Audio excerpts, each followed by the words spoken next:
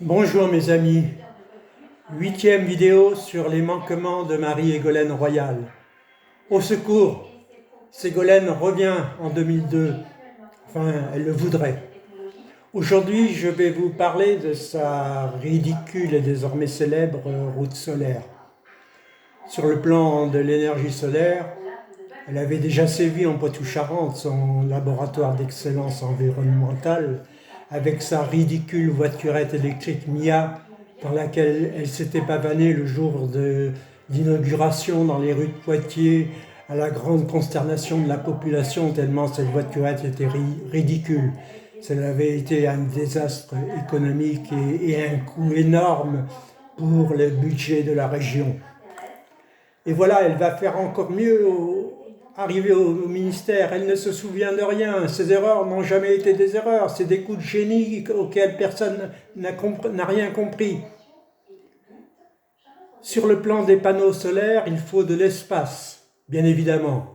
Alors, il y a les bâtiments, il y a les parcs de panneaux photovoltaïques, et puis Ségolène a l'idée, l'intuition géniale, utiliser les routes. Quel espace énorme! Et on va suivre cette intuition géniale et finalement dispendieuse. On va créer une route solaire à Tourouvre-au-Perche dans l'Orne, inaugurée le 22 décembre 2016, avec les caméras du monde entier. De la télévision japonaise s'est déplacée. Madame aux caméras est aux anges, c'est son heure de gloire, elle ne fait de la politique que pour les caméras. Cette route solaire mesure 1,3 km, 2800 m² de panneaux photovoltaïques. Elle doit produire de l'électricité pour éclairer une ville de 5000 habitants, prétend-on, et dégager un bénéfice de 10 000 €. 3 ans après, en 2016, il faut se rendre à l'évidence. C'est un désastre économique, une gabegie. Cela a coûté 5 millions d'euros aux contribuables. Bien évidemment, on n'avait rien prévu. Même pas l'usure des routes. Or, les routes normales s'usent déjà énormément. Alors, une route de panneaux photovoltaïques, on a oublié qu'il allait circuler dessus des poids lourds, des engins agricoles en plus des voitures.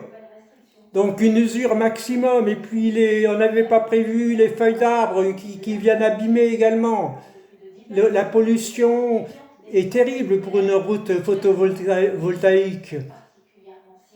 La patine de la résine empêche le rayonnement solaire. La résine se décolle, se casse finalement. Et il faut se rendre à l'évidence, c'est un fiasco économique.